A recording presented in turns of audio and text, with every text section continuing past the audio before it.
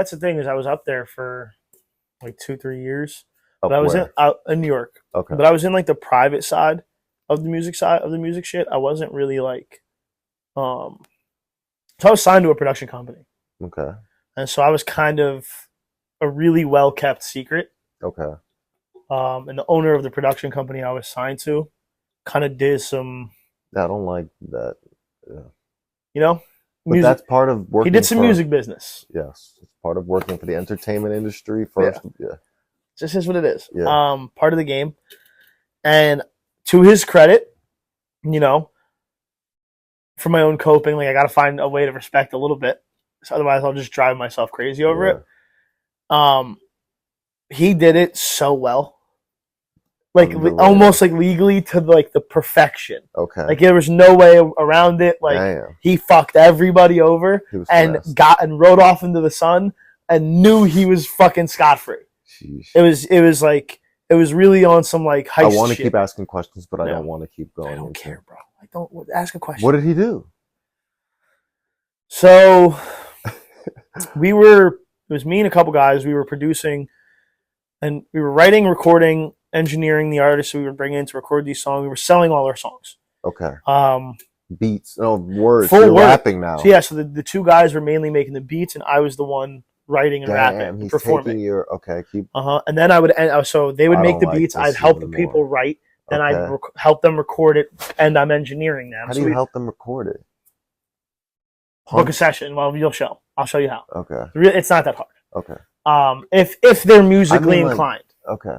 If like they have a little bit to I it, see what you're saying. it's not hard. That was great plug right Yeah. there. No, you're so true. Okay, yeah. But so then we were literally a one-stop shop. Okay, so writing a song. We would sell all this music, but it was all signed to the label, and our deal was with the label that licensed our music IP out, right? Okay. And we were effectively signed to them to create a catalog for over the course of like 5 years. That was going to be owned by the production company, but we all got like massive publishing points on it. Okay. Which was like a fair trade-off. I just thought right? It was a fair trade-off. That doesn't sound bad. Yeah. As far as all the paperwork was concerned, all three of us, when we talked, like it all made sense. Yeah. Like none of it seemed like bad business. You guys are low key, like very little positions, just making music. It was great, and he was a plug for us to get into, like in touch with like Sony and Capitol and RCA and like all these big labels that my resume now is like entirely consistent of. Yeah. So it was. I mean, it was worth it. It felt worth it at the moment. If the terms and conditions that we signed for were true, it was worth it. Okay. The problem is so what he did was he created a second business, licensed off, sold all of the assets and properties of the first business that we had our deal with. I just hit the mic. That we had our deal with to the second business. Okay. And then filed bankruptcy and then foreclosed the first business. So all of our contracts were with the first business. So now it doesn't exist anymore. He did it so fast that like there's no employer number for the first production company anymore. It does not fucking exist. So with all of our contracts are literally with a company that does not exist. And then all of these songs and the master files are in the hard drives owned and operated by the new company. So we have no recourse. This is what massive healthcare industries and pharmaceutical companies do when they get sued and they have no money and they want to dodge any type of... They just, oh, well, that company's bankrupt. I just bought it with a new company's name. A shell company. Mm-hmm. He's Jewish? No. Smart man. Nope. No, he's not. That's crazy business tactics. Yeah. It is the entertainment industry. Yeah. But the problem was, and then when you look into like where he went with the secondary business, so what he was doing was he sold that catalog with the second business to Capitol Records. Okay. I allegedly, I don't know this part of it was all told to me. I don't know how true all of it actually was. Yeah. But this is all what was told to me by somebody I trust. Probably shouldn't trust. Yeah, their word means a lot with this team. Okay. He sold the catalog to Capitol and got a seat at a table as like a big like A&R VP or something like that, and ended up on like engineer spotlights. And he ended up doing he was the head engineer for Rihanna. He was like not maybe the head engineer, but I know he worked on it. I don't know where Okay. along the line, but Rihanna's Super Bowl, Sheesh. like he ended up really getting in, like The getting him. door. He really got himself into some real good positions because of and so our deal was for 5 years. That was my next question. Wait, so you put out 5 years So worth the of deal was for 5 years. He pulled this shit like 3 years, 8 months in. So like okay. everything's going well. We have a year and a half that we're coasting. We have nobody ever had a reason to think twice. Okay. Done. Ghost in the wind. Gone. Were you making money while in Oh, we were making a shitload of money, dude. We were making a fucking boatload. Wow.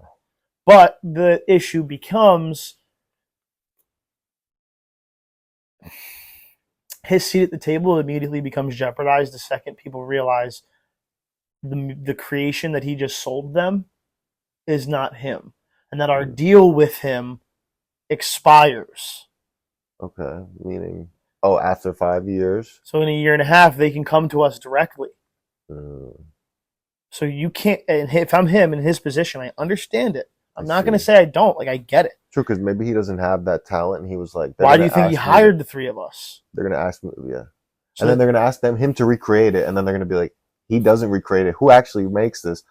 And then they start dig, and then they find, exactly. Yeah. And so now he just does like booths at like all the engineer conventions and shit. I swear to God, I'm not like, I'm not kidding. I don't know why, if that's a good thing or bad thing, but to me that was a dig. And it's not. I mean, it is and it isn't. It is and it isn't. I mean, it's like I think it's funny. For the engineer stuff, like it's great. Like I mean, like that's. But I just know that the goal that was not the goal. True, the goal was not to be a suit. The goal was not to be Dave Pensado. No one's goal is that. Like that was. I know him exactly. But my engineer buddies, they know exactly who the fuck Dave Pensado is. Okay. No, you guys don't give a fuck about who Dave. I don't know who he is. Because why would you? Why would you? I feel bad, but yeah. No, but he's a legendary engineer. Okay. Like one of the best. Here he goes to booths. He's like, man, be at booths. Yeah. I don't know. I'm saying, like, I don't know, you might find Chris Lord Algae out there. Okay. There's like a lot of guys. Like there's really only like but there's only like 4 of them that like really should be doing, yeah. It's just like it was 1976 and everybody was deaf. So what is the goal for a producer? To work with big artists, to own a studio, both? I think if you're in the music industry at any level, it doesn't matter what you do. Your goal is to get to the highest level of the industry possible. And so like even if you're like a local booking agent for a venue, your goal is to get the biggest artists. Okay. If you're a producer, get the biggest artists. If you're a studio, get the biggest artists. It's always get the biggest artists. That will never change. I see. So, doesn't matter what you do.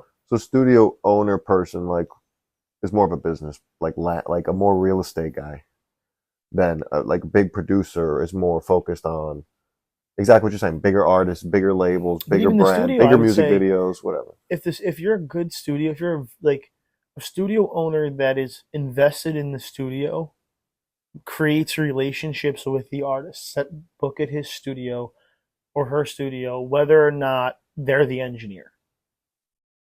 Right? Like the goal is to create. They're like the manager. I just looked at that. And like the customer coming in is the musician, and the person at the cashier is the producer engineer. That's it. That's how I would look at it. It's black and white. Mm-hmm. Okay. Even go waiter, chef. Okay. Whatever the analogy, like like painter, plumber, whatever. Like true. That's a way better analogy. It's just 2 parts of it that without the 2, there's nothing. You're so right. It's a symbiotic relationship that, like, as an engineer, they need to love food. They need to love music. Exactly. Everyone needs to be. We need to be on the same page, at least, and meet in the middle. Yeah. Music is the thing we love. Yes. And it doesn't matter what I do, what you do, whoever's in the room. If everybody can just meet in the middle we're here to make good music and have fun because music is what we love. Yeah. Your business will succeed. It's really hard not to. It's really hard. It's just it sucks to hear that how shit like that happens in the music industry, and it's people who are musicians, exactly, just do it for love, bro. That's what you're saying. We just want to make good stuff. And But then there's people in the business side, the studio owners, the record label owners, who are out to. It's not even out to screw. Yeah, I didn't right? even finish and the like, sentence. and that's the thing, right? And like, but that's the natural inclination. Yep. But it happens, but it's this business has a tendency to jade you. Yes. And so it's very funny because you just watched me like more or less like chew this guy out a little bit, make sure everything was in order, collect the money. Like I did everything I needed to do as a studio manager. I'm not there, like, but we're good. Everything's in order. Okay. Yeah. You don't get that. Like, you have a system in place. I'm like trying to. Like, everybody, you don't start there, right? Like, nobody can start. You get that because it puts you to that. Becomes your life. It forces you to become that to be successful, right? I remember when I was in the music school, I remember this one guy, Alan Cohen. He was my music business teacher. Great guy. I think at one point he like owned Happy Birthday. It was fucking nuts. Jeez. Yeah, like he's a weirdo. Great guy though. But he was like, "What's everybody here for?" And my thing was like, "Yo, I don't care if it's a hot dog a day. I just want to be able to make music." Okay. And I'm like, he literally laughed at me and he goes, "That sounds so cute. I can't wait to talk to you in 5 years." Wow. And like if he heard the conversation I just had on the phone, he'd be like, he'd laugh and go, "Told you." You got it. Right? And so it's like it has a tendency to make you harsh. Yeah. It's just a matter of to what degree. Yeah. Are you like scammed. The stern father? I've been scammed before. I bet. I've been fucking scammed. Okay. Everybody's been scammed. On an Instagram, cover arts, little nonsense. Yeah. Send somebody money to mix and master my song. Never comes back. Yeah. Looking into official pages, like, no. Mm-hmm. Yeah, but you're saying it makes you jaded. Things like that make you jaded for real. Yeah, and the problem is now the predators in that world that are like the people who are going to. They're in it for the money and the. Well, who's the artist you're going to be able to scam, right? Okay, low level beginners. It's not going to be fucking Beyonce. True. Yes. And so immediately, your first introduction into the music business. True, you're getting these fucking scavengers. You know what I mean? So it's like, it's just how it goes, man. Yeah. You just have to not become venomous about it. That was one of the questions I was going to ask. I feel like you've learned from that experience and you become mad. I can't ever see you take like you've learned the lesson. Don't ever take advantage and do people dirty like that. If that makes sense. I agree with the second half, not the first half. Take advantage of people, but do not do them dirty. Okay. They provide value to you. Yeah. Exploit that value and reward them for that exploitation. Okay, exactly. But don't do them dirty. Yeah. Absolutely take advantage. Doing them dirty would be to not pay them. Exactly. And not give them credit and not like, right? Like, and give them credit. But that's where it comes down to. If that's how you get in the door, is being taken advantage of. Of course. Giving somebody value. Yeah, no, but that's really what it is, right? You're so right. It's providing more value than they're paying you for. Legit. That's the key that most people will never pursue their dreams for that reason. Yeah, because they don't want to. Or do what they love. Yeah, they're more comfortable with just going and working at a gas station rather than going a couple months at an unpaid internship or an unpaid, just learning a skill for 3 months and applying themselves. They'd rather just get a job and be comfortable in a position. It sounds so easy, like not everybody can do that, but it is the truth at the end of the day. But you should give up you should take less compensation to pursue something you're happy with than get more compensation and be less happy. Well, it's also how do I word this? Compensation in what way? Because how you value the reward for doing what you love should be enough compensation. Mm-hmm. You're so right. Some people get compensated with networking. Like some people get compensated with just being around. Like just being in the room. Which is a huge plus. Yeah. If in the right room. Just a fly on the wall in the right room is such a valuable thing to be. Yes. You never know what conversation, if you just shut up and listen. Yeah. And play your role. Yeah. And that's the name of the game. And it's always, they're never going to believe you have value until you provide it. And I'm not going to ask you because I don't know it exists. Yeah. It's actually it's more invaluable for you to even come up to them and say, what can I do? How do I do this? Because then you're wasting their time now, Yep. and you're teaching, and they have to teach you and walk you through like a child instead of you just doing things it. Yep. and applying it and saying, here, I did this.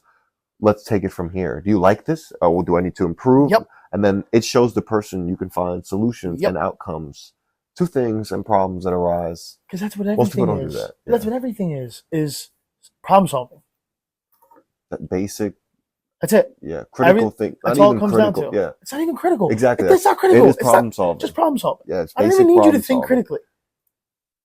Right? Like, and like, so I remember there's this, I don't know how true it is, but there's this old story that with the Beatles where they would get a big bowl of M&Ms in their rider. So rider's like when you go to a show, like your list of things that you want the production crew of the show to have in your green room. Yeah. So in their rider, they wanted a 5-gallon bowl of M&Ms, no greens. Okay, I've heard some. Okay. Okay, and the reason why they said, regardless of whether or not it's true, the rumor was, if I can't trust you guys to pick apart a bowl of M&Ms and take out the green ones, I can't trust you to hang half a ton of speakers above my head for 3 hours. Wow. That's way more dangerous than the bowl of M&Ms. And it's way more complex. No, he's like hiding a very tedious task behind an actual message. Behind the principle. Right. And so it's like, if you're an intern at a studio, the best way to provide value, because I don't know you have any, and I don't know that you even have the brain capable of creating the skills for you to do this. Yes. Don't ask me what to do when you walk in the door as an intern. Yes. Do not ask me what to do. You know where everything is. Yeah. You know what it's supposed to look like. Yeah. If everything's not vacuumed, wiped down, in order, like, yeah, I don't want to talk to you when you walk in. Don't say hello. Like, say hello. No, it's so much easier said than done. It is. But people don't want to do that because they don't, in their mind, they're not getting paid, so they're not being rewarded for it, so it's not worth it. The Brand Show. The Brand Show.